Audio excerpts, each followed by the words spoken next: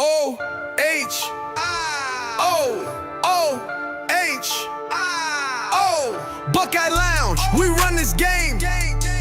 Rockstar Sean, remember the name. TG's lurking, Wolverine's fear. Scarlet and gray, make it loud and clear. O H O H TG and Sean, bringing that smoke. They stand in the paint, that ain't no joke.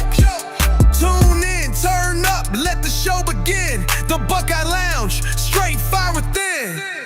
O H O H Buckeye Lounge, we run this game. Rockstar Sean, remember the name. TG's lurking, Wolverine's fear. Scarlet and gray, make it loud and clear. O H O H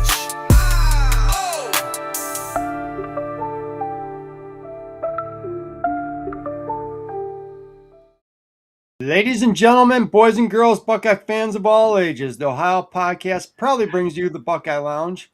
I'm your host, the Rockstar Sean Schrock. With me, as always, the Wolverine Slayer, my co-host, Miss TG. And tonight, we thought we'd have a special guest come on. Since we're getting ready to play the Miami Hurricanes, we figure we bring someone on that knows a thing or two about kicking some Miami ass. And hey, who better than Mr. Tim Anderson, former Ohio State All-American, Big Ten champion, and national champion. And last time we played him in a bowl game, Tim and his teammates gave him a beat down in the desert. So, Tim, thanks for coming on. No problem. We broke him. We broke the U. This is the first time since then they've been a relevant team in this country. Love it. Right? Love it. Of course, if you talk to their fans, you know, we don't have a chance. So, I mean, of course, we've heard this before. Heard the same thing before.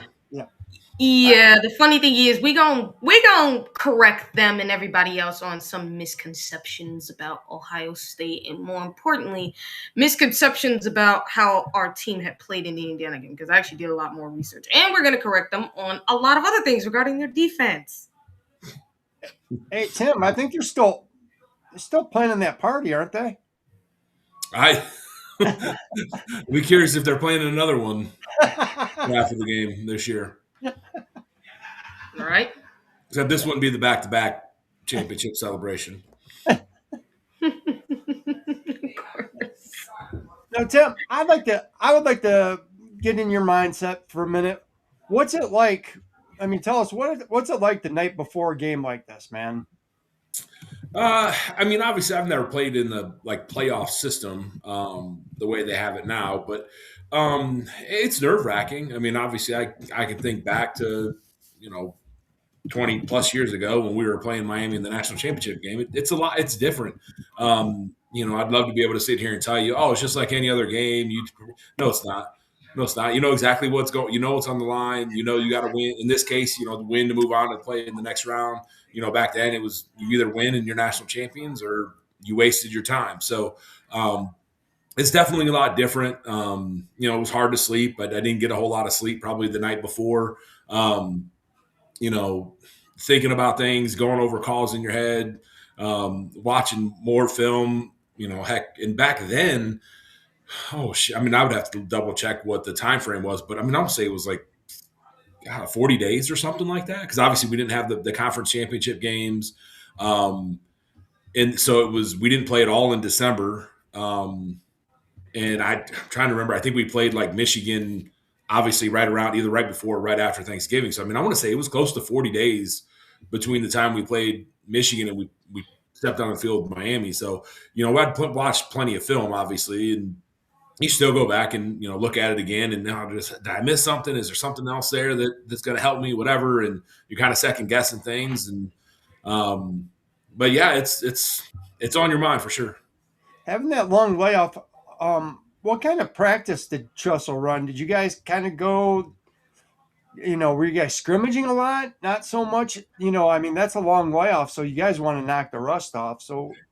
Yeah, back then, I'm trying to remember. I don't exactly remember the time frame, But usually, like the first week to week and a half of practice, like starters, especially established guys, we didn't practice a whole lot. We did individual, we did a few things, but it was honestly more about developing the younger guys and giving them reps, giving them opportunities, things of that nature.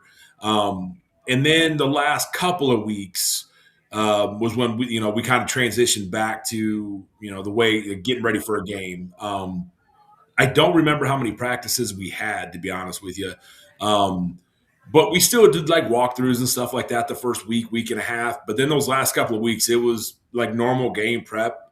We did do a lot, especially with one-on-ones, it meaning like one offense versus one defense, to get used to that kind of. It wasn't live because we weren't necessarily tackling, we weren't going after Craig Krenzel and those types of things, obviously. But I mean, outside of that, it was pretty much live go, to kind of get the feel for it. We put guys in different positions. Obviously, like remember Bam Childress, we had him running around like Roscoe Parrish, to kind of give us those types of looks and things like that. Now, if there's one matchup that you're really watching tomorrow, what's the matchup that you're key on right now? It's the same matchup I watch every time I watch a football game. It's up front, especially after the Big Ten championship game. Obviously, I love Ohio State, but I'm also going to be honest. They got beat up front. I felt like our offensive line did not hold up very well. I don't feel like they played very well. They seem to be getting beat more than obviously they had in previous games. Defensive line, I felt like didn't play quite as well as they had. So I feel like we, left a little something on the table with the way they played up front. And honestly, I think with any game, and I know I'm a little bit probably biased in this, but I think any game you talk to anybody that knows anything about football, the trenches is really what determines the game. I know people don't notice it, people don't see it, and it's like, oh, if a team can run the ball, well, a team can run the ball because their offensive line is getting the job done, and the other team's defensive line is not getting the job done. So it's unseen by most fans, but the trenches really does determine who's going to win that game. So if we come out and our offensive defensive lines play like they know how to play and have played the way they have played this year, and kind of dominate the trenches, then Ohio State will come out with the victory relatively easy. Is there one when you're looking at the trenches last game against? Do you think they just weren't executing, or do you just think they just got their butts handed to them? I hate to say it, but I think they just got their butts handed to them. I think that, and I know when I talk to people, they don't like to hear this. I think there is something to be said about being tested at some point in time. Ohio State this year, as great as they are, we're not tested.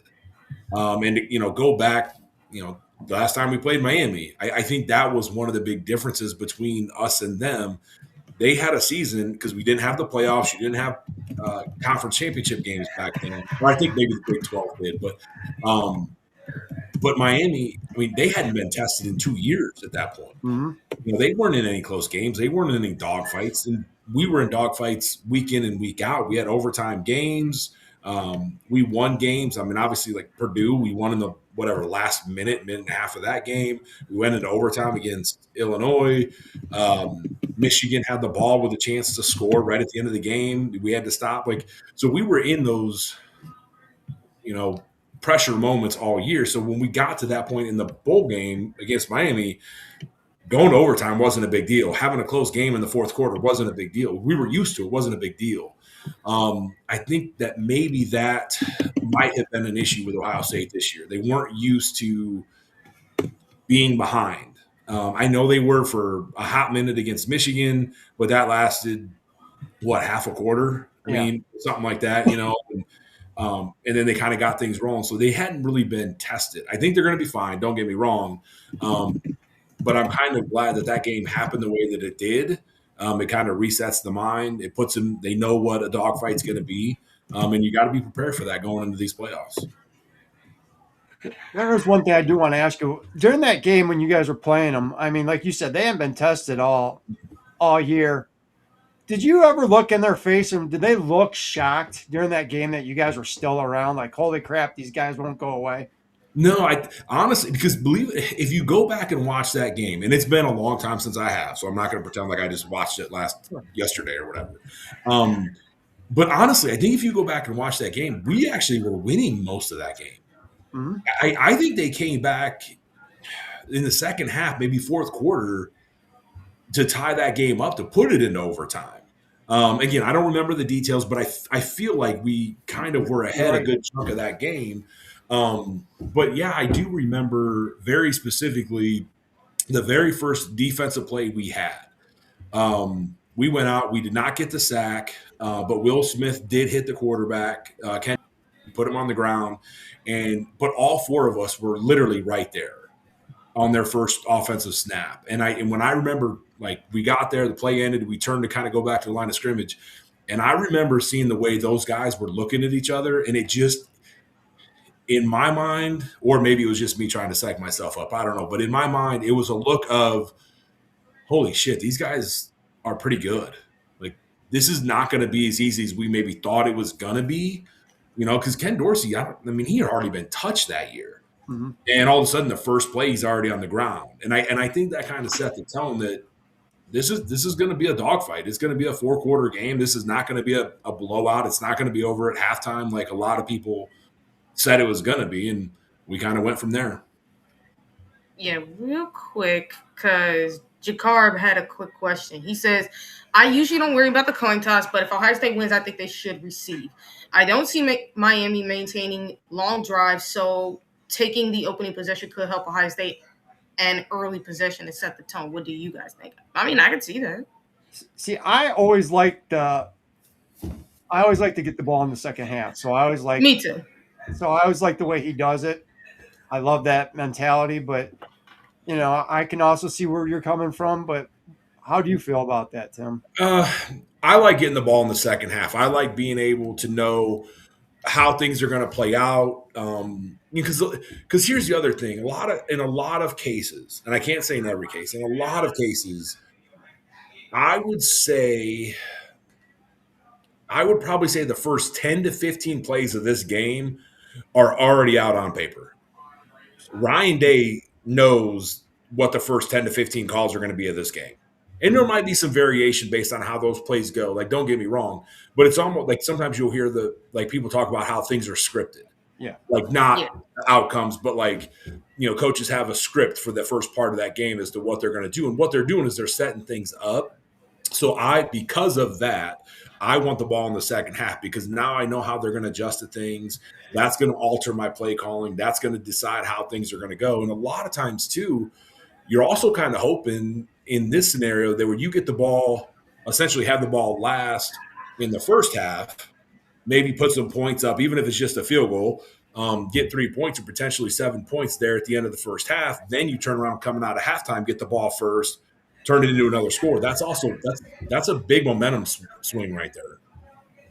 Oh, absolutely. And I like getting the ball in the second half. I would rather get the ball in the second half just to see how the game is going, for sure. But I can see the point where he's making, because we're going to talk about it in a second. Is there a game tomorrow? Yes. There is a game tomorrow, just letting you know. Because right here, as Jocelyn have said it, these fools have been talking some smack, actually.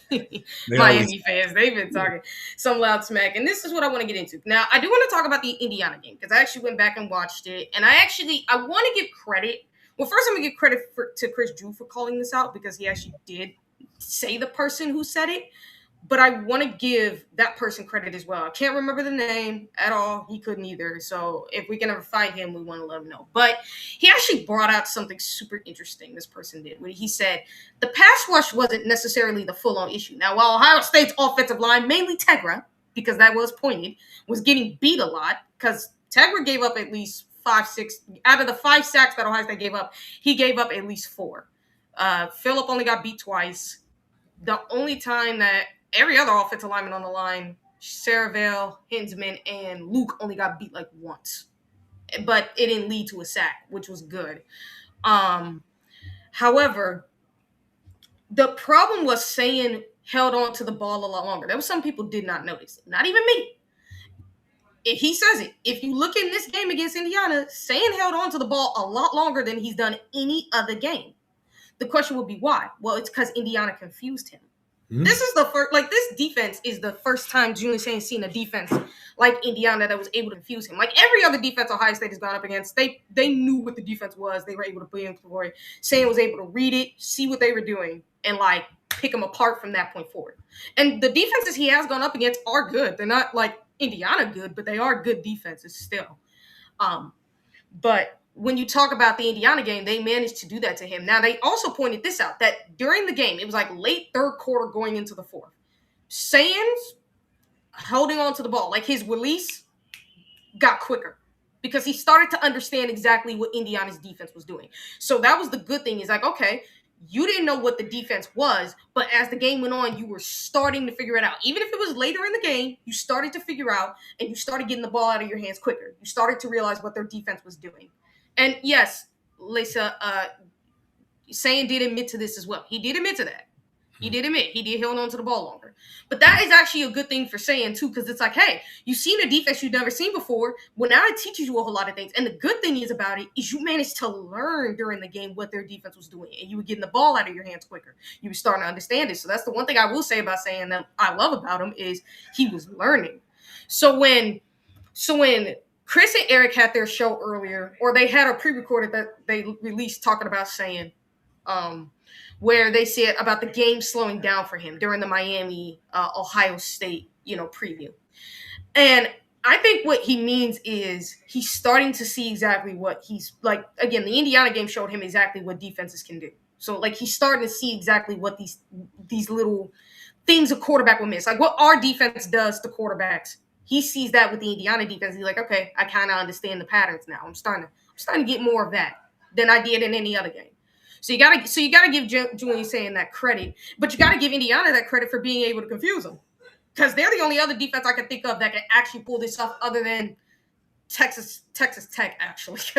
And I'm gonna get to why when I have the opportunity, but yeah, no. When you talk about this Miami game, one thing that Miami fans I have seen talk about is their offense. I do not believe you guys believe in Carson Beck. I really don't. Because Sean, have you seen any of their podcasts or any of the tweets at all? I tell you what, the guy's got two left feet. I mean, he throws interceptions in bunches. They got one receiver that we should worry about that we're going to have to double bracket. And other than that, I don't think Mark Fletcher's that great of a running back. I'm not worried about their offense. I don't think that they'll score. If they get 10 points on us, I think they'll be lucky, honestly. If you ask me, because here's the thing. I know we talked about our D-line and how they played in the Big Ten Championship game, but if you should go back and watch, they actually played really well. Now, I will give this thing, because, again, Ohio State fans will forever complain about our D-lineman getting tackled, obviously. Yeah.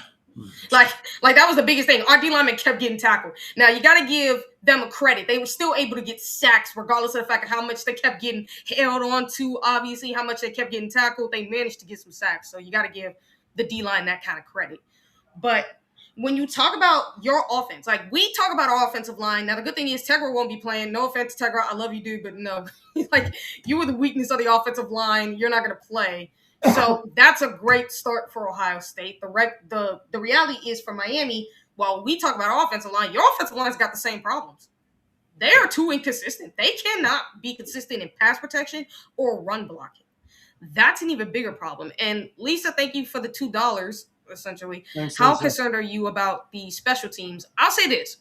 Special teams is imperfect, but they've improved. Now, I know we all got on Fielding for missing the field goal against Indiana, which was very reminiscent of Michigan back in 2024. For whatever the reason, I don't know why that Indiana game was such a reference to 2024 Ohio State. It really was.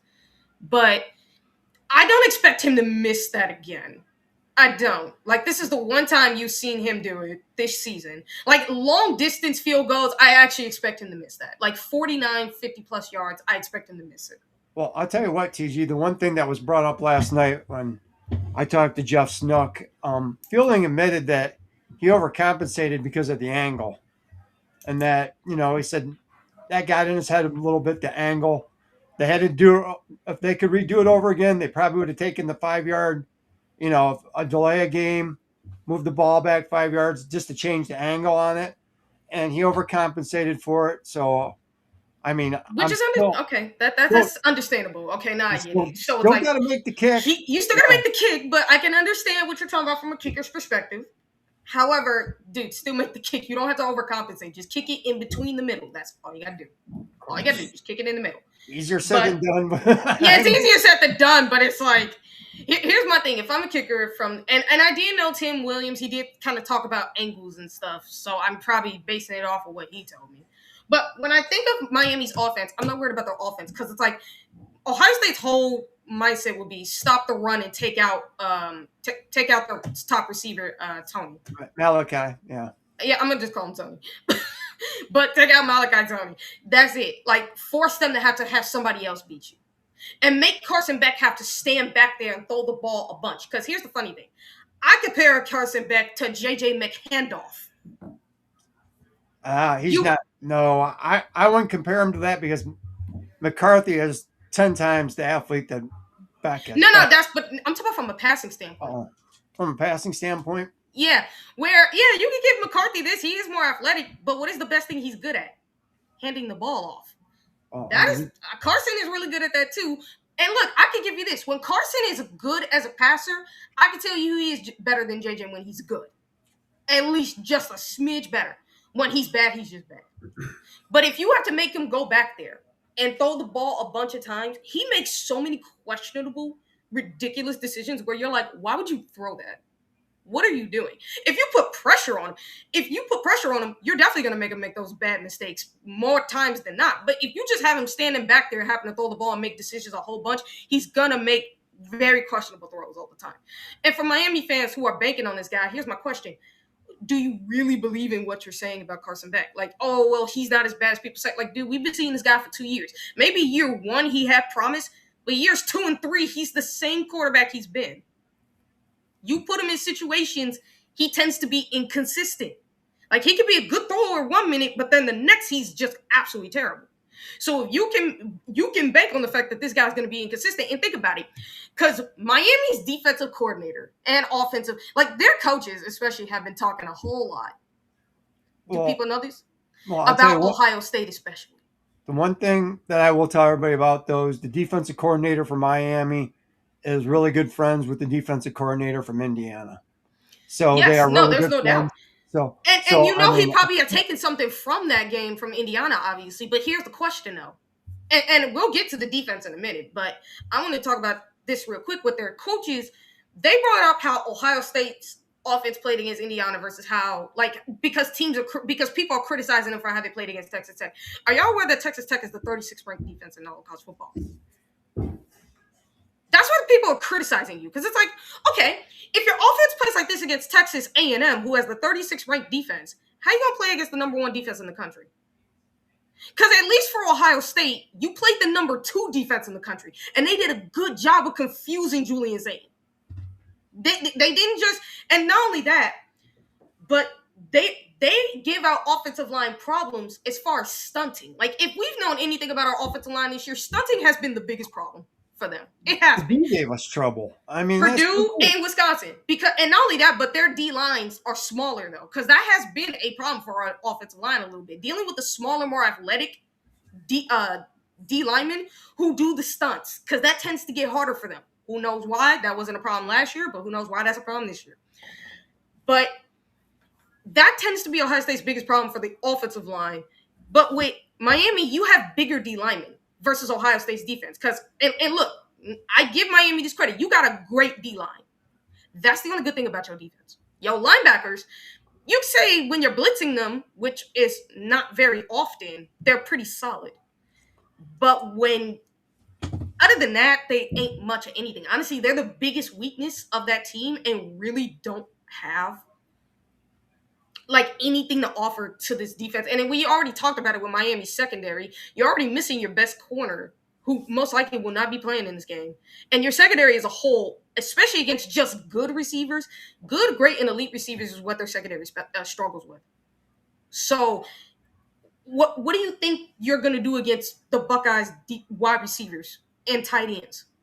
Because for Ohio State, you got to worry about, from a defensive standpoint, you got to worry about everybody. You got to worry about the running backs. You got to worry about the tight ends, and you got to worry about the receivers.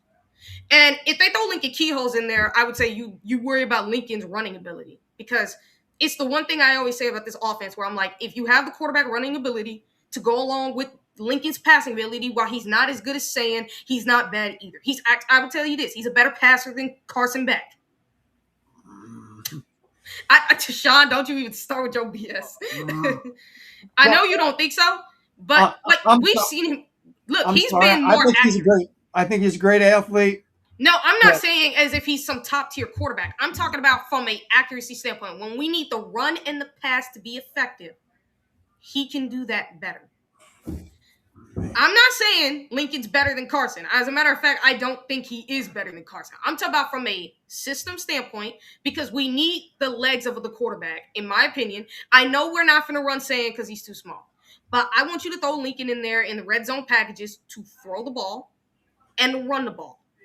Give this Miami defense something to sweat, because the other thing about their defense is they are against balanced attack offenses, they are terrible. They really are. Not only that, but when it comes to the quick passing game, getting the ball out of your quarterback's hands fast, they don't do a good job of that. Because do you want to know why they don't do a good job, Sean? Because they can't get the pass rush off. Not just that. They miss tackles. Their defense is one of the worst tackling teams in all of college football. I'm not a genius, but Tim, isn't part of playing defense tackling? Yeah. Pretty important part of defense is tackling, I believe. Yeah, I think their defense is going to have some troubles tomorrow. I don't think – I agree. Saying struggled against Indiana. He was seeing some things. Don't forget, I think a lot of people – because I saw that he was holding the ball too long. I saw that he was getting confused during the game. Don't forget, though, Sane's a first-year starting quarterback. He's young. He's what, a red shirt freshman. So, even in practice, his experience levels is very small. So, yes, it's going to be relative. It's, again, even when I played, it was, if this is a young quarterback, you can confuse him. You can maybe get into their heads. Our defense has been doing it to young quarterbacks all season. Exactly. Because you have experience. If you have an experienced defense, you can do that. Indiana did. I wouldn't really put Indiana. And they actually have the talent to do that. Yeah, and I wouldn't put Indiana's defense in the same league as Miami's. I should have said that. Vice versa. The other way. Yeah, I wouldn't put Miami's defense in the same league as Indiana's. And I think because I also saw the same thing where he was starting to pick things up. Unfortunately, it was too late in the game to make things happen. But I'm willing to bet, with this layoff, with that bye week, Matt Patricia down there, they were probably throwing a lot of different things at him to try to get him mentally prepared to adapt to those situations and things of that nature. But don't forget, he's still inexperienced. He still has a little bit. He's young, and I feel like with the play that we've had at that position going back the last number of years, I think maybe the expectation's a little higher than it should be, because with Will Howard and even going back to previous quarterbacks, a lot of those guys had experience when they came in. Julian doesn't. He's a first-year starter who's a couple of years out of high school. So he's still learning the game and learning the process and learning how to read things. And I think he's overall doing a really good job with that. If you want to compare him to other young quarterbacks, I think he's doing significantly better. I think he's done a better job of it than Carson Beck. I think Beck still struggles with that kind of stuff. I think that was an issue with him at Georgia. Here's the other thing with that situation with him at Georgia, now at Miami. Call me crazy. Usually when guys transfer, they're transferring up to a better school. Yeah. You went from Georgia to Miami. But nobody has said that, and I've wondered why. You went from a premier program like Georgia, one of the best programs in the country, to Miami.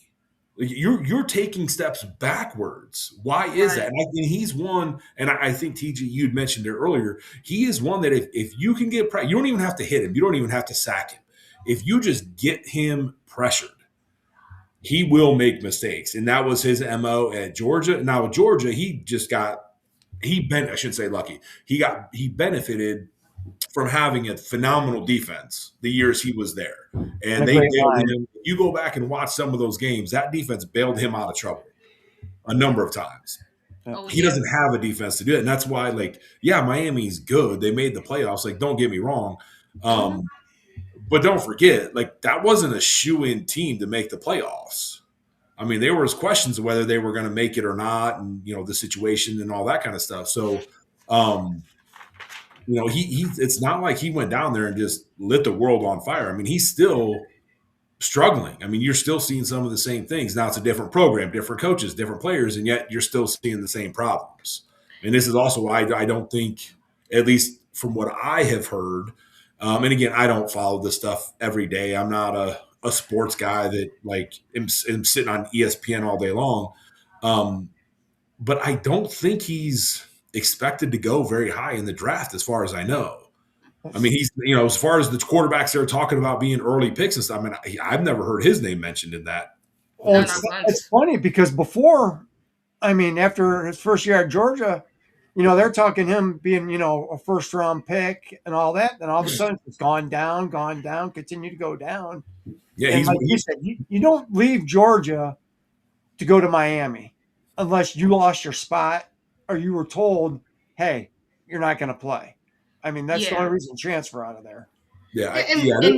And real quick to Lisa, there won't be any ACC officials in this game. It's going to be neutral. It's either going to be SEC or Big 12. I mean, do I have faith in any of the officials? Not really. I would take let me tell you something. I would take the SEC or Big 12 officials over the freaking Big 10 or ACC, to be honest. And to be honest, I would take the ACC officials over the Big 10 officials because they are garbage. I will say, and I do know this, as far as the officiating goes, and I know if you watch college football, generally speaking, there's some bad calls or whatever. Well, first off, don't forget the officials don't have the benefit of a slow-mo replay to make a snap decision on the field. But I also do know, and whether fans believe this or not or know this, officials are graded. Whether it's I know in the NFL obviously does it, but in college, I'm not sure if it's the NCAA or if it's the Big Ten conference or the conferences themselves or whatever, but the refs are graded week in, week out. And so the officials that are going to be doing these playoff games are going to be the highest rated crews within their conferences. So you're getting the best teams. You should, in theory, get the best officials. Are mistakes going to happen? Sure. Players make mistakes. Officials make mistakes. It's going to happen. They're going to throw a flag. They're going to miss a call. It happens in every game. It doesn't matter if it's a playoff game or the week one of the season. Yeah, no, there's no doubt. It's just that some of them, some of the officiating, I remember 2020, what was it? Was it 2023? And the ACC fans had said, the officials just don't call certain things. They won't go. They will mismatch a lot for whatever the reason. Who knows why? They just do that. With the Big Ten, I think it's for us Ohio State fans complain about how they just let them get away with just the most egregious holding penalties. I think that's for Ohio State fans. We've had 3 holding calls in 2 years. How crazy is that? 3, my gosh, I get it. Holding and pass interference could be called on just about every play out there. And I get it that, it's really the most egregious ones. That's what really gets people on their nerves. It's okay, it's this, we don't want you calling it every play, but call the most egregious ones. And they just don't do that. Well, when Kenyatta Jackson Jr. gets tackled by 2 guys right in front of the referee and they stop him from making the play. That's when, Tim, you would know better than anybody playing in the trenches there. You're getting held every play. Well, it happens. And in fact, I remember now the Jackson situation wouldn't apply in this, but I remember I got essentially tackled in one game years, obviously back when I was in college. And I remember getting up and I said something to the official. I'm like, how did you not see that? And his response, and again, I'm not saying this was a game 20 plus years ago, but the ref looked at me and said, well, I didn't feel like you were going to make the play anyway. I felt like you were too far away. And again, I'm not saying that's a justification, but if that is something that is in the minds of the official, like, oh yeah, he got held, but he was, it's a defensive tackle that's 7 yards away from the ball carrier. He's not going to make that play anyway, so it really doesn't. Now again, should an official be making that judgment call on, because if that running back does cut, I mean, I'll look at the Browns Steelers game. Cameron Hayward, former Ohio State guy, made a tackle on Shedeur Sanders 8-9 yards down the field because he cut back in. You don't know what the flow of the play is going to be, to where, yeah, I might be 7 yards away right now, but if he makes a cut and I keep running, maybe I am able to make a play for minimal gain or whatever. So, but that always stuck to me when that ref said that, and I was just like, man, that's an awfully ballsy call to make, because you don't think that that's going to have any bearing on the play, because you just ultimately you don't know, because you don't know how the rest of the play is going to bear out. But I do agree, some of those calls on both sides, because there were some holdings by Ohio State as well. So I'm not gonna just be a biased fan here for a sec. But I think there are some holding penalties. Yeah, some of those, I was like, I remember sitting there on the couch watching it and thinking to myself, like, I'm seeing these sitting on my couch on a whatever. I think the thing is too, how are you all not seeing it when you're less than 10 yards away from it? Like, I don't, because some, like Jackson literally got tackled. Like, how is that? Yeah, I think with Ohio State, I think if it's not so egregious, Ohio State probably could get away with it because it ain't so egregious. But it's like, I'm saying, if it's so egregious, like something like Kenyatta getting tackled, something like Caden Curry, like legit getting like this, or Jack Sawyer last year when he got put in a chokehold at the Oregon game in the Autzen Stadium, call that. I'm not saying call every holding penalty. Just call the most egregious ones. If they're egregious, call it. If they're not, don't. Or like Will Smith Jr. in the Penn State game when he was getting to the quarterback and he gets tackled, I think, by a guard. Yeah. Like when it stops you from making a play, that should be an automatic flag right there. I mean, if it stops you from making the play, I mean, you would think. I mean, but we're not in the minds of the refs. But you're right, though, Tim. That is pretty ballsy for him to say that to you, though. Yeah, I thought I was surprised when he said that. Yeah, that's true. But I'm not gonna lie, it's just one of those where it's like we gotta worry about it. But I will say this: I don't expect us to, because here's my thing with the Miami defense. I will say this: I wonder, are they gonna do stunts? Because they don't do it a lot. It's not part of their defensive identity, and I expect them to try. I would believe they're gonna do that. But for the most part, they just play straight up. And if there's one thing about Ohio State's offensive line that you can say about them is, if you play them straight up, you're basically doing exactly what they want you to do. Because when you play straight up against this offensive line, even in pass blocking, they are going to go toe to toe with you. Like, they don't get beat that much. That's actually the one thing you can't say about Ohio State's offensive line is. Yeah, the drawback to running those stunts up front defensively, if Miami tries that, you can have success on pass plays.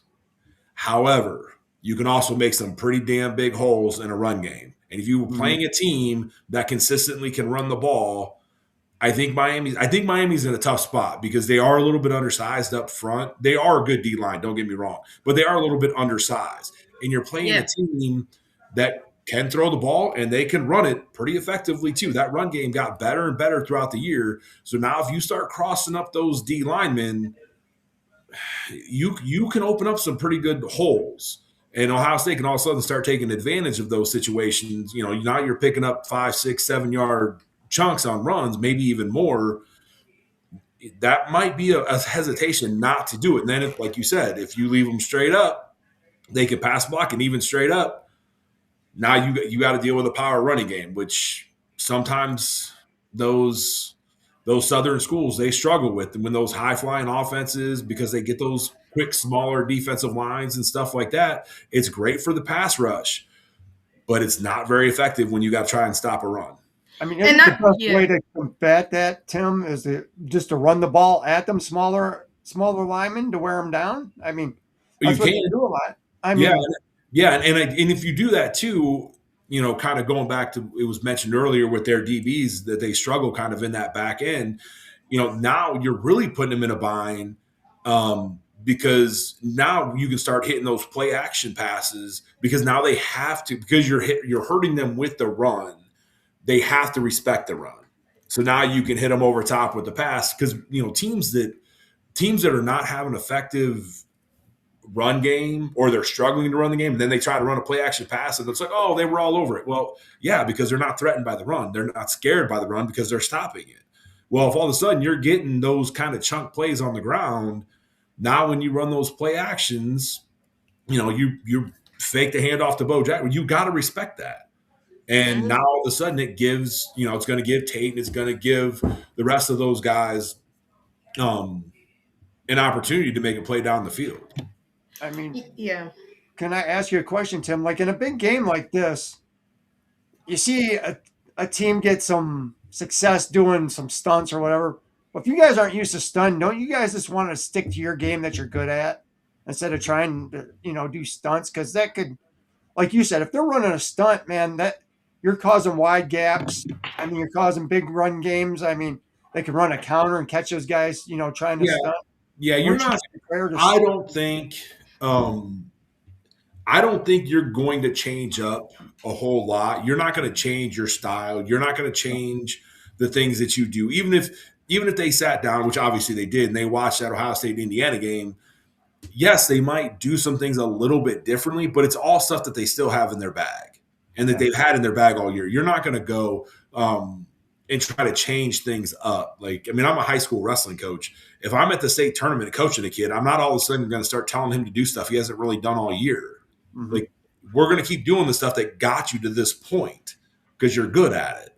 And I think ball's the same way. Like, they got to the playoffs. They had a pretty good record. They had a pretty good season. Don't get me wrong.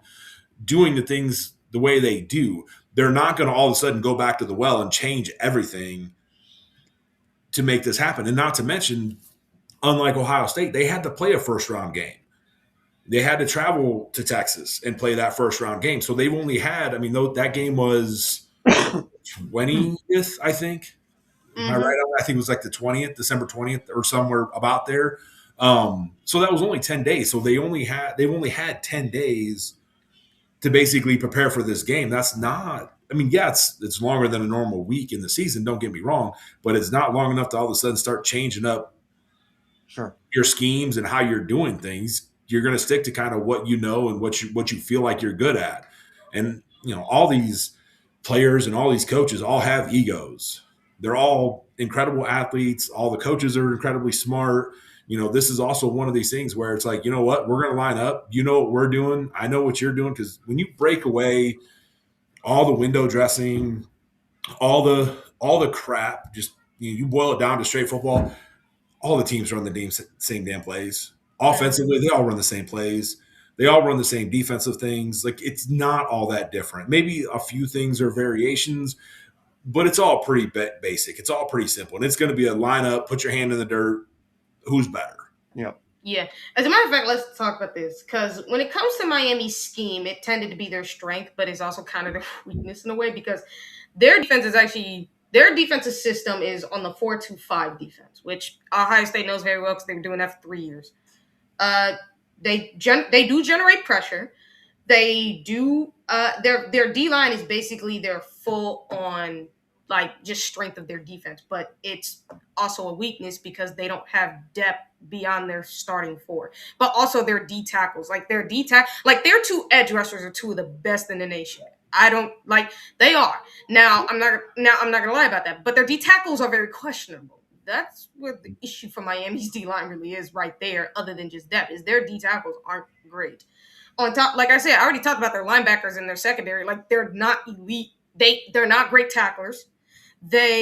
Miami's defense, their secondary actually blows coverages. And I'll give them this. They are very opportunistic. Like people would say, well, they get turnovers. Yes, because they are very opportunistic. The problem is because of their inexperience up in the secondary, they're not disciplined.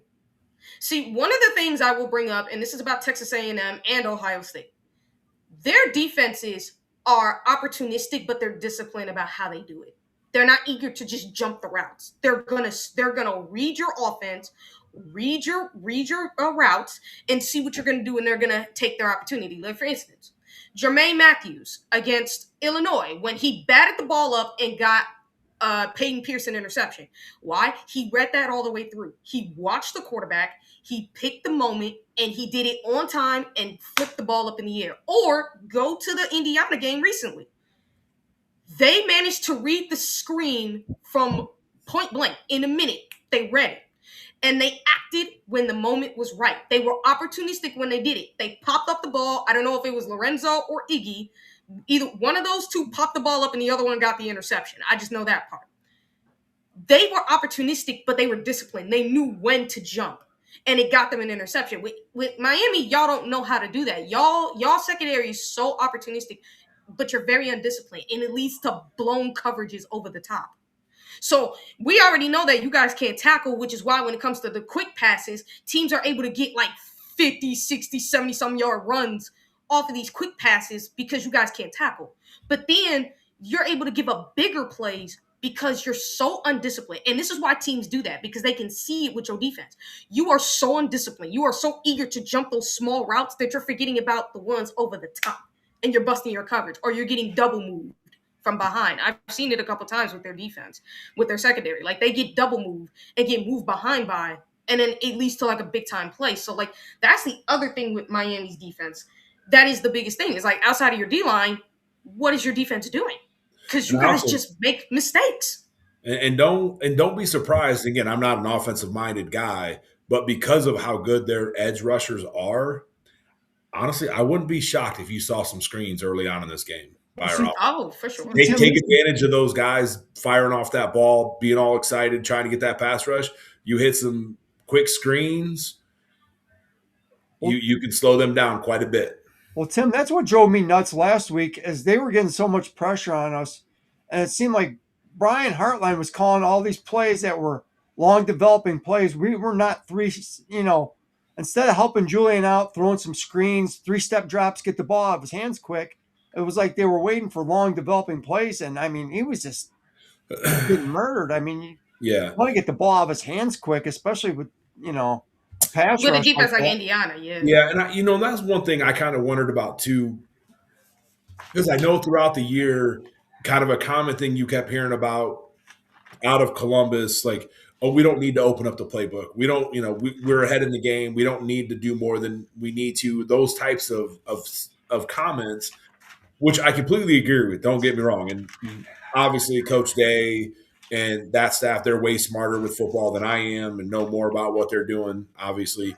But I think also because maybe you limited things throughout the year in that pressure situation, you maybe didn't have as much to go to as you wanted to, because maybe you didn't practice that stuff kind of the way maybe you should have during, some of those games. Where like, you need to, practice some of those situations. Sure. Like, hey, we got to get these, practice that quick game, but our offensive line was always holding up where saying back there, make those deeper throws. And it wasn't much of an issue, but I think that, like I said, the good news is I think they've learned from it. That's one thing about Coach Day that I don't think anybody can argue. He is great at making adjustments. Like he doesn't make the same mistake twice. That's a team that, maybe they got I'll use the word overwhelmed. I don't know if that's the correct phrase or whatever, but, I think they may have gotten overwhelmed a little bit. Maybe got out coached a little bit. But honestly, that's not something that normally happens with Coach Day. And I think he bounces back from those situations, usually ends up better as a result of those things. And I think he's time and time again.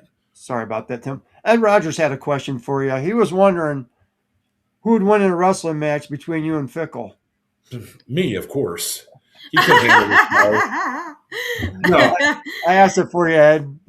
Yeah, no. I was like, I had it started because I was gonna wait till we finished that. Yes. Here's a funny story. So last year, someone had texted me a video from Luke's senior year in his state finals match of the pin, and he wrestled somebody maybe from Perrysburg, I think, or something like that, and pinned him. I don't know, minute and a half, something like that. It was first period pin. Periods are 2 minutes for those that don't know. And pinned him in the first period or whatever. So I had forwarded that to Luke, and kind of gave him a hard time because he had like no setup or whatever. And he was like, oh, I still pinned him in a minute and a half. I'm like, well, I still pinned my guy in the finals faster than that. So I still feel like I could take him. He was small and quick, but I was big and powerful. So Yeah, and Lisa does want to ask, what was your proudest moment or play you had in the Miami game? oh man.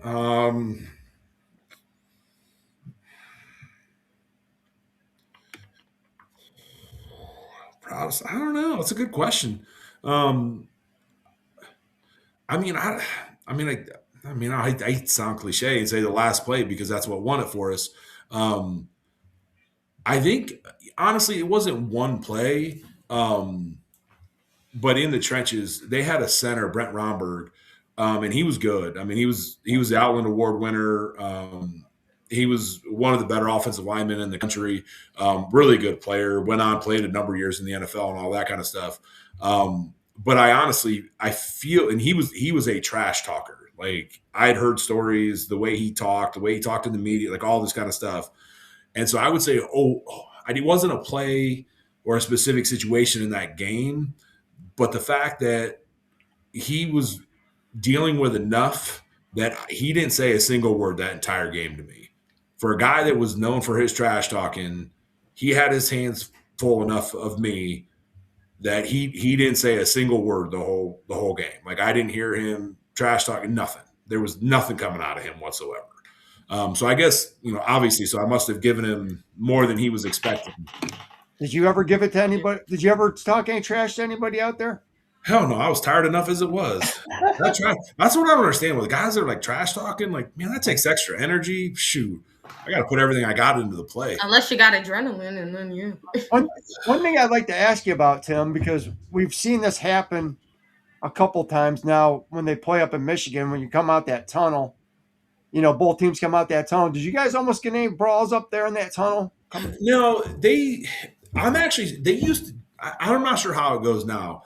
But you would always hear stuff. Like, don't get me wrong. Like there was always, banter back and forth through those because it's not only the same tunnel. And I don't know if you can tell by the videos, but the doors for the locker rooms are directly across from each other. It's not like, okay, you go up in the visitors' locker room, door is here, and then you go up another 20 feet and there's the door for the Michigan. I mean, no, they're like exactly opposite each other on that wall. But usually, those doors are shut. Like when we would come out of the locker room, their doors would be shut, so they wouldn't, be there. So it's kind of surprised me. Some of these, it's almost like they want something to go on because otherwise, yeah, you keep those doors shut as one team's entering or leaving. But yeah, there was always some trash talk, but there wasn't.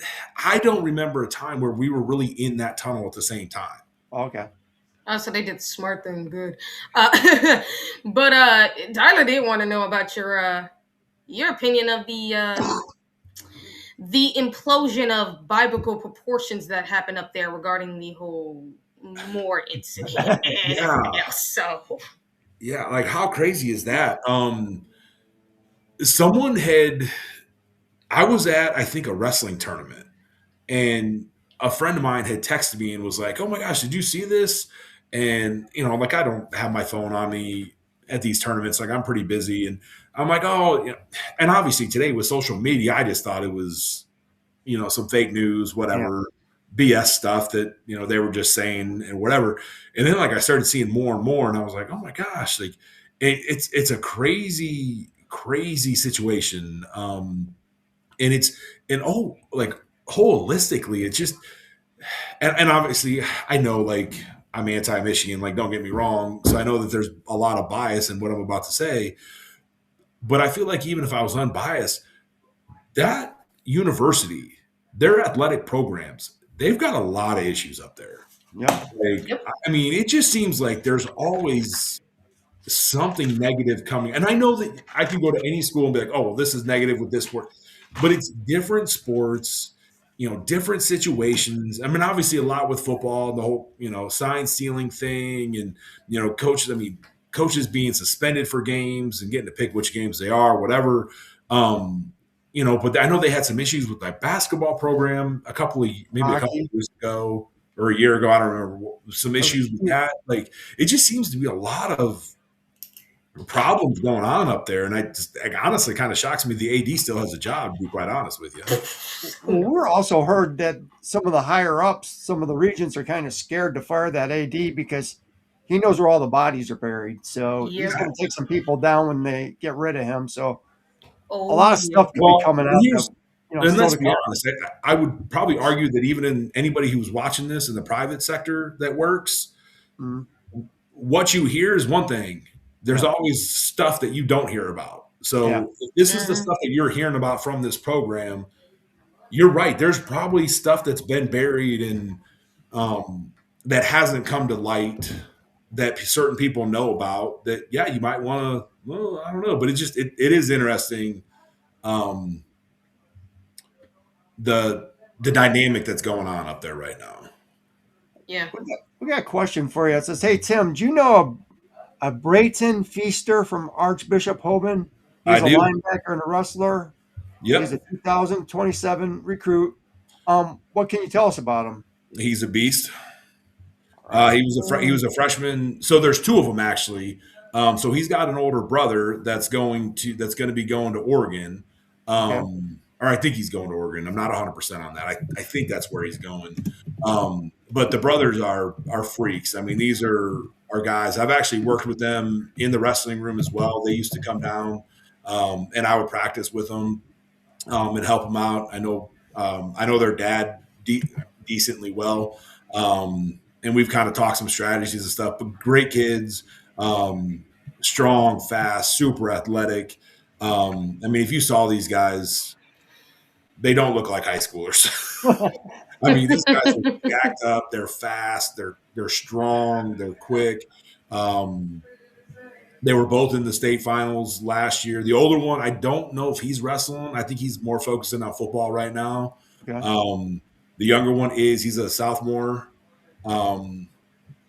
So he's going to won state last year as a freshman at 200. I think it was 215 or 190 last year. I don't remember how much it was. But yeah, he'll be one of the top recruits. I don't know how that works. I don't pay attention to recruiting numbers and stuff, but he's got to be one of the top recruits in his class, I would assume. Nice. National. Nice.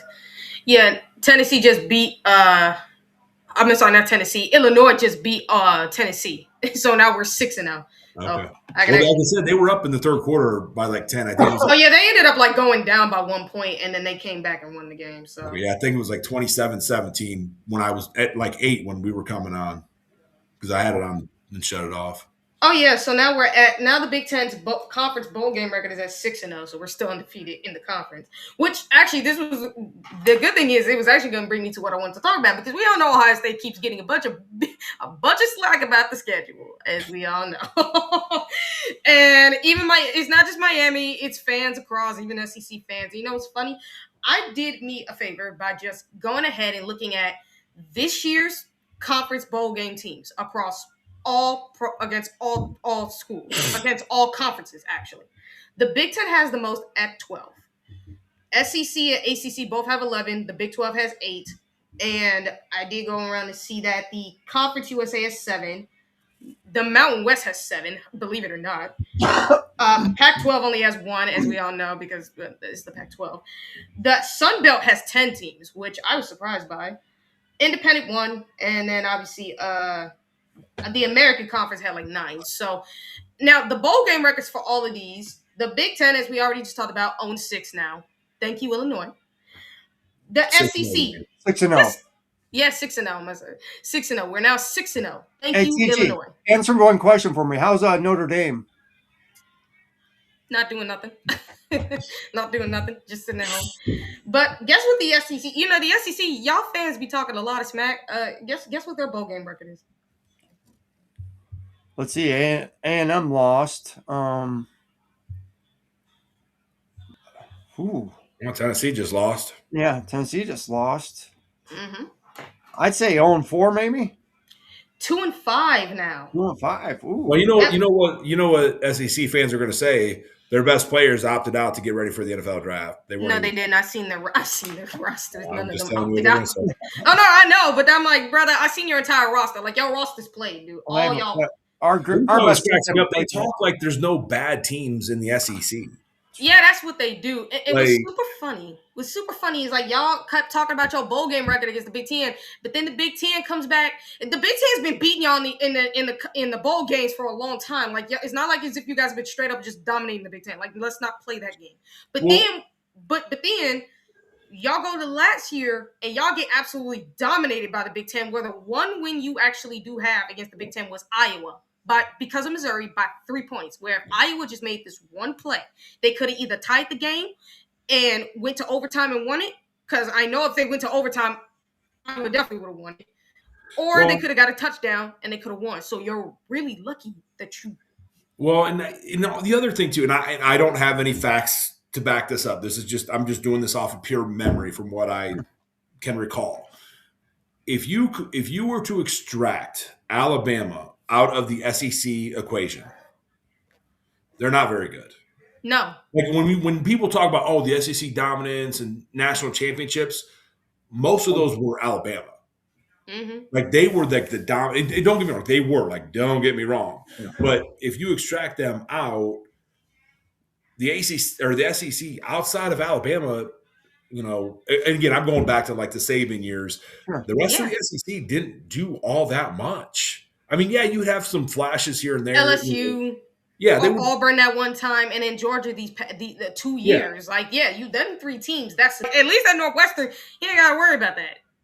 Yeah. Like you can just recruit whoever you want. Like you ain't gotta worry about being this top-notch recruiter or whatever. You just do whatever you want. I'm telling you, if they hire Tommy Rees or Brian Dable, I will lose my freaking mind. I don't think they're gonna hire either one of the two. I think it's gonna be NFL. Let me tell you something. They're not gonna hire Tommy Rees because you saw what he was with Alabama. Like I don't think Ohio State's gonna go that way. Now I know for a fact that we could talk about look, Brian Dable's a good play caller, but I don't know if he's. Now, I know you don't think so, Sean, because of the Browns, but I don't know if he's the one they're going to hire. I don't know. I wouldn't mind hiring him as an analyst. I wouldn't mind that. If you hire him as an analyst, I don't want I'll say this. I would not be shocked if Northwestern and Michigan State, with their hire, those top are not 5 teams. Yeah, those aren't Top teams 5, that top are in the 6. conversation for potentially making the Big Ten championship game or being top-tier Big Ten teams. Maybe it's not going to be the first year, but I would 2 to 3 years. I would not be shocked by one bit. Oh, absolutely, and that's what's actually even funnier too, because I'm like for Ohio State, I think they want to hire guys in the NFL who come from the NFL, but they want somebody who's going to be passionate about recruiting. Because I know Ryan Day wanted Chip Kelly, but it's like if you know for a fact Chip Kelly is not going to dedicate himself to recruiting, just don't do it. Don't do it. Well, you got to figure too with the recruiting now. It's not just. It's a different dynamic now with recruiting because it's not just recruiting these high school kids. You're recruiting your own players. Your own players year in and year out on top of trying to bring these high schools. Because again, if this kid's unhappy, okay, he's going to enter the transfer portal. Oh yeah. So it's. I feel like the recruiting aspect has changed dramatically over these last few years because it's getting new talent from high school. Retaining the guys that you have, but you're still also obviously going out and recruiting other college players that are in the transfer portal. Oh yeah. Also, Tim, it's almost like having NFL free agency every year. But the good thing is, at least there's only one timeline. But I hate the fact that the timeline's in December. Like, put it in spring and ninnies. The thing is, these kids aren't bounded to 5-year deals like NFL contracts. It's like a 1-year deal every year. You're constantly, Which don't get me wrong. I don't have a problem with a kid transferring. I understand coming out of high school, you're going to make a decision, and then you get to that place, and it's not what you thought. It's too far away from home. It's all of these different things. So I'm okay letting a kid transfer. But this crap where guys seem to be transferring like every year, they're playing for 4 or 5 different schools or 3 different schools, like. No, I feel like it should, because when I was in school, I don't remember the exact rules, but I want to say if you transferred, you had to sit out. You had to sit out a year. You lost a year of eligibility. And I also don't think if you transferred within the conference, so if I would have transferred from Ohio State to Indiana or whatever, I couldn't get a scholarship at Indiana. They couldn't give me a football scholarship there. I would have to pay my own way if it was another Big Ten school. Plus, you'd lose the year of eligibility and have to sit out a year. So I feel like, and again, I think that's also kind of dramatic too. Don't get me Yeah. wrong, but I think there needs to be, they need to institute something in the middle where, okay, you get a free transfer.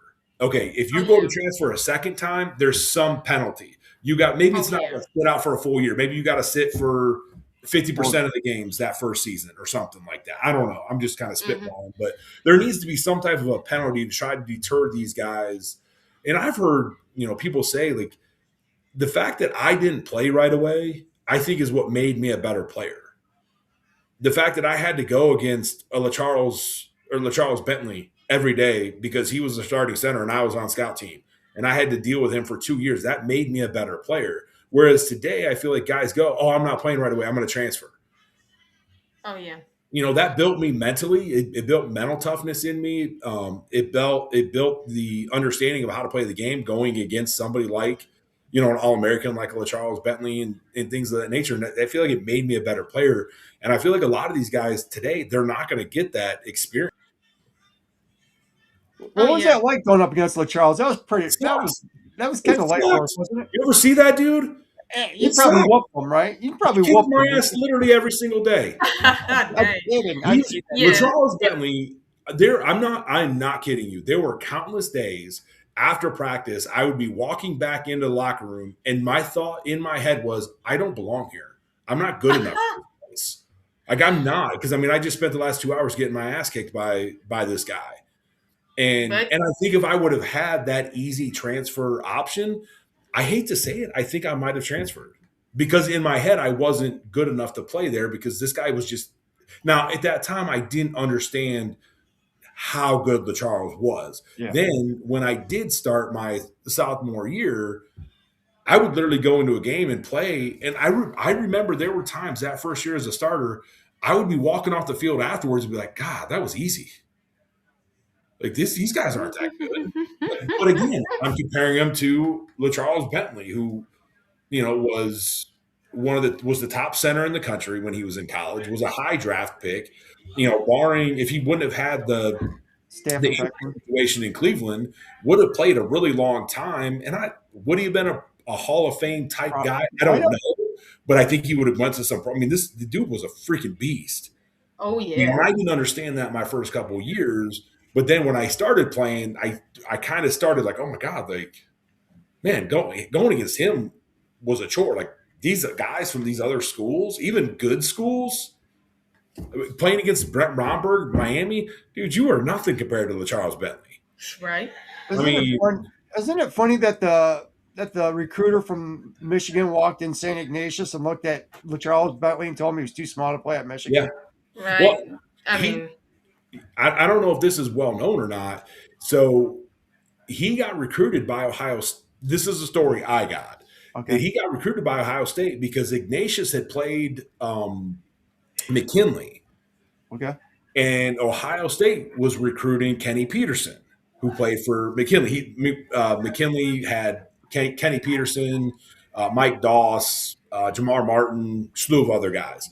And LaCharles took it to Cape, from what I was told in that game, took it to Kenny. And that's what opened their eyes that, oh, damn, it's because I don't think LaCharles was a highly recruited guy coming out of high school. And I think that's kind of what got him to Ohio State. And obviously he, turned into who he was. For the youngins out there, he was I would probably put him up as one of the top 5 offensive linemen we've ever had. I know there's as somebody, and I love Nick Mangold, don't get me wrong. LaCharles Bentley was the Nick Mangold before Nick Mangold. Yeah, honestly, when I think about it, it's it's still absolutely crazy that y'all missed on this guy. But at least Ohio State can see talent in those who might not even be highly recruited. That's the good thing. Now, when we go back to the bowl teams, I'll tell you the ACC and Big 12's record. As of right now, the Big 12's record would be 2-0, but one of their ACC teams is about to go up against USC. So we're gonna see if that continues or if the Big 10 continues to dominate. We're gonna see about that one. The ACC is 4-4. Not shocking, honestly. The Conference USA 4-3. The Mountain West is 2-5, same record as Alabama right now. The MAC 2-3. The Pac-12, obviously 0-1. Oh, well, no, not 0-1. 1-0. My bad. Sun Belt 3-6. Independence 0-1. I love it. And American Conference 4-3. And the reason I bring this up is because obviously, like we talked about, Ohio State keeps getting ridiculed for their schedule. But do you know how many teams they played up against that were bowl teams this year? I'd say 8. 9. Oh, okay. Yeah, somewhere in there. The most in college football. The second most is Oregon at 8. Then you have Bama at 7, Georgia at 7. You have Miami at 6, Texas Tech and Indiana at 5. Now, the funny thing is, I'm gonna read to you Ohio State. This is what was on the majority of their schedule. Texas, Illinois, Minnesota, Rutgers, Washington, Ohio, Michigan, Indiana, and Penn State. And their record against those teams is 8-1, 6-1 in conference because majority of those bowl teams are in the Big Ten. And all y'all who are criticizing Ohio State for their schedule, shut your mouth. How do you really feel? How you feel? Well, the whole, I got to be honest, the whole, like, judging a team, and I don't care what team it is, replace Ohio State with anybody in the country, it doesn't matter. The argument that people make when they say, well, their schedule is weak, I don't think people understand. Like, these schedules are set years in advance. Yeah. Like, they already know who Ohio State's playing in the 2027 season, 2028 season. There's no telling what teams are going to be good. If you had TCU on your schedule for this year and you scheduled that a couple of years ago, you would have thought, oh, that's a hell of a game. Yep. Yeah, I looked at this year's schedule and thought we were going to have a good schedule. I mean, we all thought Penn State could probably be a good team, right? And guess what? You They don't didn't. know. You don't know how these teams are going to perform. I mean, obviously, Penn State's a perfect example. You don't know how teams are going to fall off. I mean, you have teams that literally go from being national championship contenders to having 500 records the next year. Like, it happens pretty consistently, honestly, especially now with the playoffs. I mean, Tennessee, they lost to Illinois tonight. Like, but they're a good team. Everybody thought they were better than Ohio State last year. They thought they were one of the top teams in the country, regardless of whether they were or not. But then they come back this year. They ended the season 8-5. Oh, They yeah. were 8-4 going in. So it's like, you don't know. So I hate that argument when they say, like, oh, their schedule's weak, because Ohio State has no control over the other teams and how those teams are going to play. Just like Alabama doesn't control it, Texas doesn't control it. You know, no team out there controls how the other teams are going to perform, and are they going to perform to the level that you expect them to when you schedule that game. Not to mention, too, like, I mean, we do control the non-conference schedules as to who we play, and at least for Ohio State, there's only, if I'm looking at this, there's only two other teams who played non-conference opponents that were actually bowl teams. Georgia and Miami. Miami played USF and technically Notre Dame, but they're in a contract with them, so technically you can say Notre Dame. Even with your non-conference games, like, I don't know what the other conferences have or whatever, but I think Ohio State has a contractual obligation. They have to play an Ohio school. No, they're gonna do that. There's no doubt. I'm talking about like a powerful school in general. Like, that's what people try to do. That they brought in a Texas, and that they're going to go to Texas next year. That they would play. And I think Texas would be a better team next year too. They got better as the season went on this year. They got better. Like, we expected them to. Like, we didn't expect them to be great from the bat. We expected them to just be, look, they're going to start off slow. They're going to get better. Same with our O-line, especially with them dealing with injuries. It's like we expected them to get better. And they did. They got better. Don't forget, last year they played Notre Dame. Yeah. Who was a really good team. So it's like, so you are trying to play good teams. And I know that there have been teams in the past where, like, you schedule them, you're like, oh, that's going to be a good game. And then that team kind of falls off a little bit, and they're like, ooh. That's not quite the team we thought it was going to be. Yeah, and that's not only that, but it's like with Georgia, you got Marshall, who always has been a good team. Like, if there's one thing I'm going to give Marshall, they can produce NFL players. Yeah. They are really good at that. Like, scheduling Marshall was always good, and we've seen Ohio State do that plenty of times because I think they want to see that more times than they don't. Oh, and I did miss another team who did schedule a non-conference, and it's Ole Miss. And the non-conference team they scheduled was the very team they played in the bowl game this year. Tulane. I forgot. They play Tulane in the regular season, and they end up playing them again in the postseason, which you got to find that kind of funny in a way. Well, Tim makes a good point though. These athletic directors, I mean, have these schedules drawn up for many years ahead, and you think, hey, man, some year you might schedule Georgia, and Georgia might be horrible that year. Yeah. So you never know. Yeah, you never know. And look, and look. I mean, I think you always predict. Like with Georgia, I think with Georgia, a lot of people expect them to be like a top 3 team, like how people expected Alabama and Ohio State for so many years. Because every year you knew those 2 teams are going to be good, and then how people look at Georgia is in the same light as Ohio State and Bama. Even though Bama's not the same anymore, but people still look at them in that light. Like, you better be good too, because we expect that of you. Thank you for the $2, by the way, Jocelyn. Yeah, the only thing that you could do, and I'm not saying this is a great idea, and I don't know how exactly you would put this into practice, and I've thought this for a little while, that I think the only way you could fix this narrative of the non-conference schedule, whatever, you force every team, the NCAA steps in and says, okay, you have your conference games you're going to play. You can pick, I don't know, 1 or 2 non-conference games, but you're going to leave at least 1 week open. We're going to determine who that team is going to be at the end of the season. Once we know, okay, who's declared for the NFL draft, you have an idea of rosters and where teams are going to be, so that you could say, okay, Ohio State, you're going to go play Georgia. We're going to try to create some top 10 matches and some different things like that. But again, do you really want to put that in the hands of the NCAA? I don't know. No. But something to that effect of that idea where you are forcing these teams to have to play. And I know Texas is going to say, well, we got punished because we, went to Columbus and we lost to Ohio State. No, you didn't get punished. You got punished because you went to Florida and got your asses whooped. Exactly. Yeah, that was the big. No, actually, that's the funny thing. Like, the Texas coaching staff and the players themselves say, no, we got punished because we lost to freaking Florida. Like, us losing to Ohio State. Like, you saw it with freaking what was the team that lost? Like, Bama had lost in the championship. Like, somehow they got in despite losing to FSU. But I think it's because they made it all the way to the conference title game and they weren't going to get punished for losing to Georgia. Yeah. And they beat Georgia early in the season, too. So it's like, the good thing is you didn't get bit by the same team twice. Well, I think had that happened, you could play your way in. I'll go back to 2000, I think it was 14, when when Cardell Jones was our quarterback, our third string quarterback. Yeah. The only reason we got in back then was the four game playoff, I think. The only reason we got the 4 seed was because we went to the Big Ten championship game against Wisconsin and just completely. It was like 50-something to 59-0, and we overjumped TCU and Baylor, and neither one of them played in the championship game. You can, and I think we lost to Virginia Tech, if I remember right. Yeah, in the second week. Yeah, the second week early in the season. You can play your way in after a bad loss. Don't get me wrong. The good thing for Alabama is at least it happened early in the season and not late. Yeah, but that's the thing. So that's where it matters.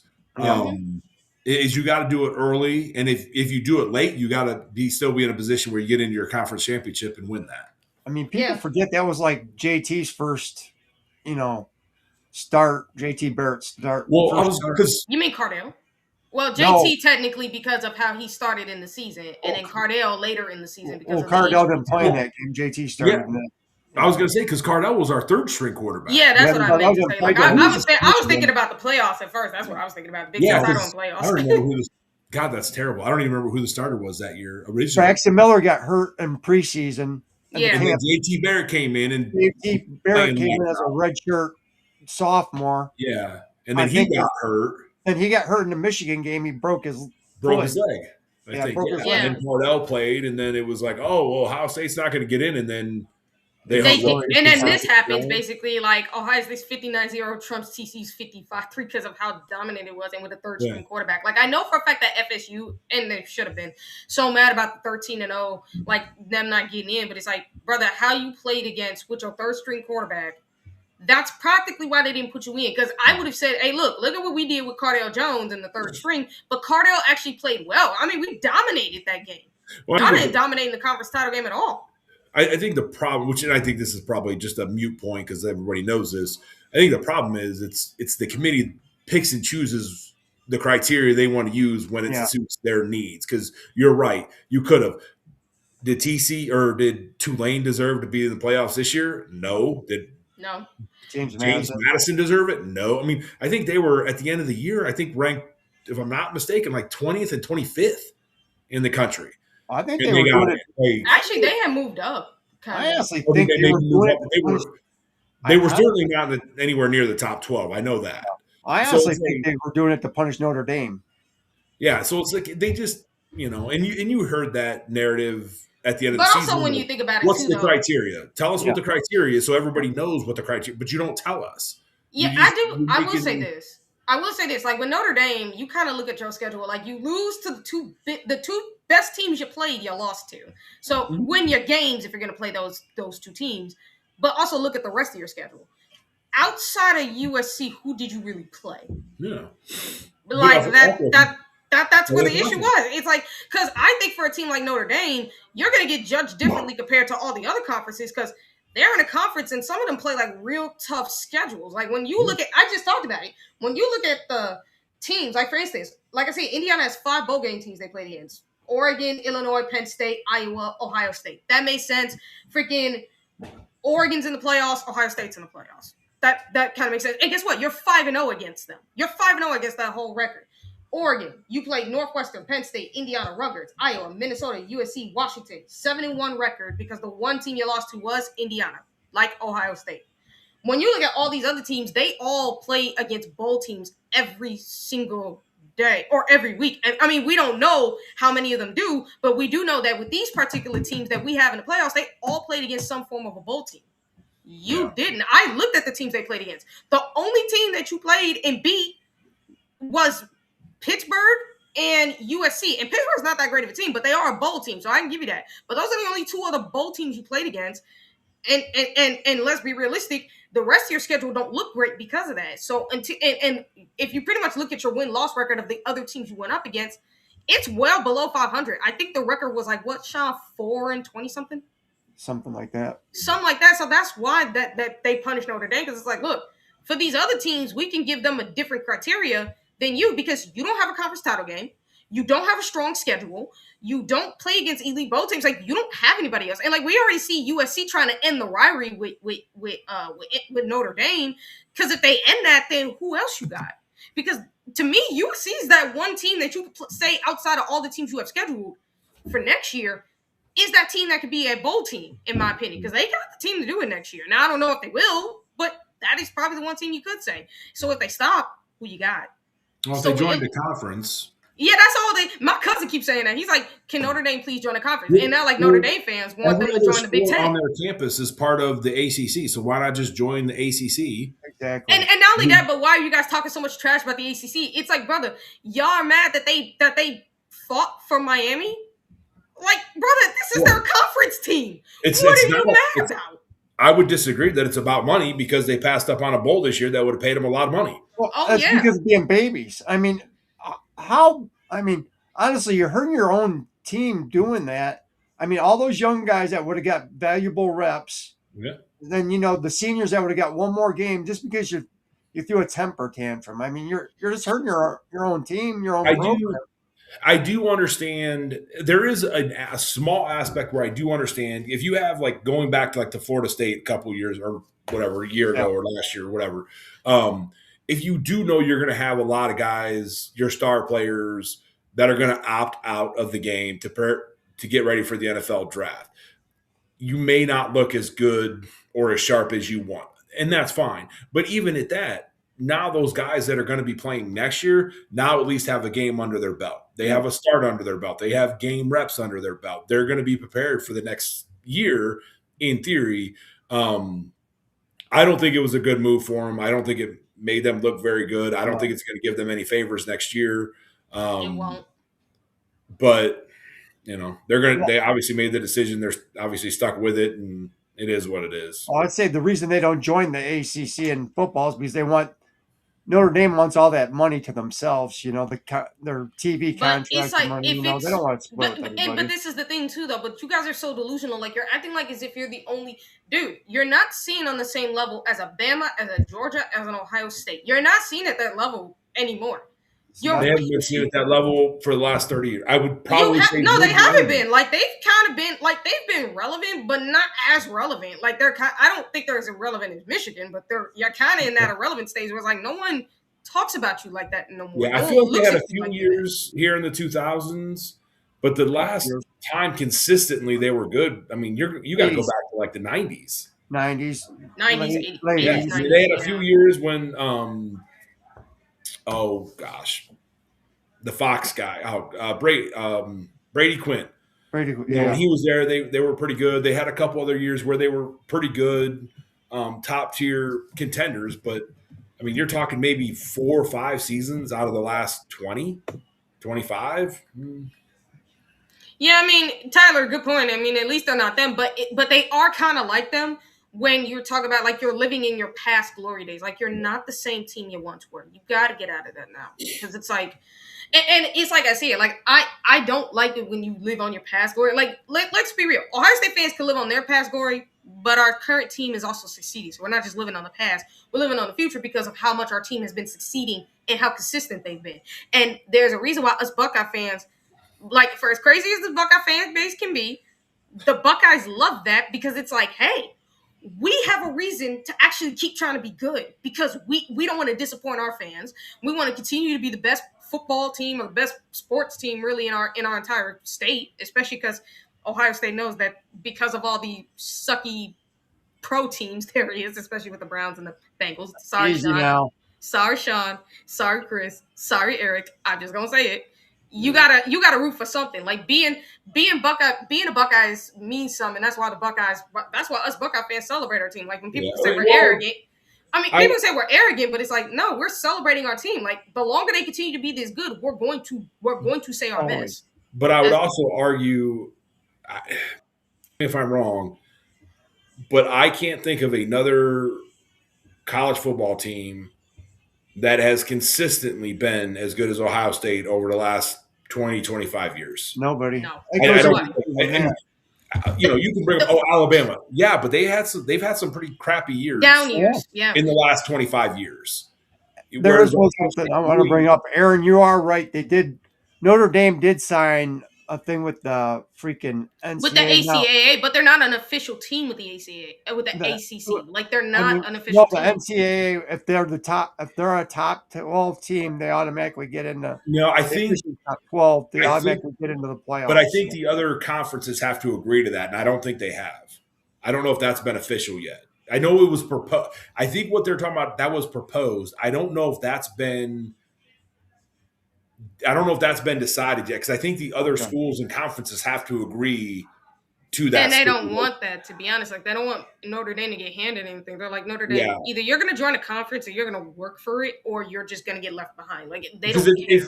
If you're going to do that, then just change the criteria for the playoffs and just say, listen, the top 12 teams are getting in. Yeah. Period. It doesn't matter. So I think, like I said, I think it's just like, bro, get in the conference or just shut up with the crying, because it's like nobody wants to hear that. Like, and don't say that you're one of the better teams if you can't compete against the Power Four. I just don't want to hear it. Nobody does. Well, I'd like to see the playoffs change and just go straight 12 teams. Yeah. Top 12 teams, boom, you're in. I don't care what conference you're in. I don't care if the SEC. Yeah, I mean, we all would love that, but 12, let's be. And so be it. I mean, we would all love that, but if we all want Notre Dame to join the conference, you're gonna have to. You're gonna have to hand them dirty. Top four teams get the bye, and I mean, or you even need buys you wouldn't need buys with the 12 teams though. So. Yeah, so it's kind of just. Well, here's the thing: do the top 12 teams. Here's what I would love, this game being tomorrow, and obviously being in Ohio. You get the first round bye if you're the top 4 teams. So there's your incentive to win your conference, be in the top 4. But you also get to host that quarterfinal game. So Miami would have to come to Columbus, Ohio tomorrow night and play in, well, it's currently 17 degrees outside right now. Yeah. Good luck with them, boys. Yeah, good luck with that one. Come on up, Miami. And watch how, like, Tennessee, they start making excuses like, oh, the weather was too cold. Like, bro, if you don't shut up. But here's the thing. Like, look at the NFL. Isn't that an advantage in the NFL? No, that's the problem. No, that's the thing. We be telling them that. It's not like you have to get used to playing in this weather when you go to the NFL, but that be the excuse. Well, I mean, that's why you always have an advantage, and it's always super cold and up there. Like, isn't that part of the advantage of, like, hey, we've done it all season. Now you got to come play in our – because I would flip that script and say, well, it's a disadvantage for Ohio State to have to go to Texas and play because it's cold here. We're not used to the heat yet. Exactly. Where Miami, well, you're used to the heat because you play in it all the time. Like, so that's a disadvantage for So it's like, hey, you know what? That's the advantage. We were a top 4 team. We got the bye, and we get to host a first round game. That's Not the first round. It could be the quarterfinal game, and then you go to the semis, and now you put those at your bowl sites, wherever, the Sugar Bowl, Rose Bowl, whatever, and do it that way. Well, that's what makes you. I mean, you get rewarded for having the best records. Yeah. You know, you earn it. So, I mean, I think it's perfect. I wish they would do that. I mean, I think Miami, you want to host the game, be a top 4 team. Exactly. Yeah, it's just. Hey, Tim, you've been here for an hour and a half with us, bro. Thank you for coming on. Hey, it's my pleasure, guys. Happy to come on anytime. I mean, we didn't have anybody you stepped in for us tonight, man, and we appreciate you. You can come back like I said, you're always welcome, man. You've come on every time we've asked you, man, so we appreciate you. Let's get a prediction quick from you before we get off here. Score prediction for tomorrow's game?